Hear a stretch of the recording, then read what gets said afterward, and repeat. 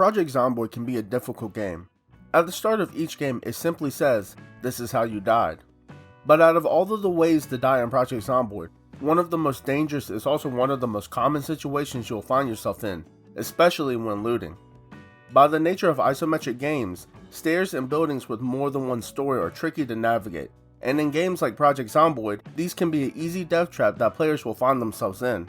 So, what can you do to make sure you don't fall victim to zombies on the stairs? Well, there are a few things you can do.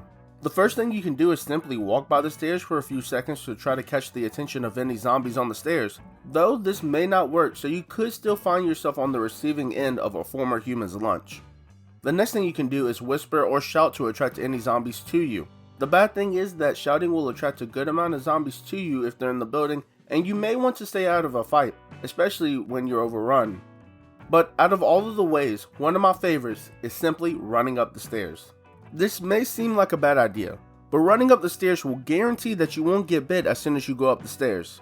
The reason for this is that when you run or sprint, you will actually bump zombies out of the way and therefore they can't bite or scratch you, though you can only stun a limited number of zombies before it no longer works. However, the likelihood of you encountering 4 or more Zeds up the stairs is pretty low, so you should be okay to sprint up the stairs despite what your parents have told you.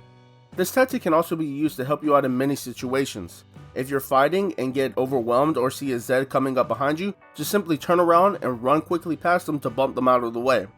If you can't see inside of a room that you just opened the door to, you can simply just run in the room and bump any zombies out of the way that are right next to the door. Though, you should always be careful when doing stuff like this, as you can trip or you may find yourself in the middle of a pack. No matter the situation you find yourself in, running into zombies to bump them out of the way is a guaranteed way not to get bit or scratched, especially when dealing with just a few of them.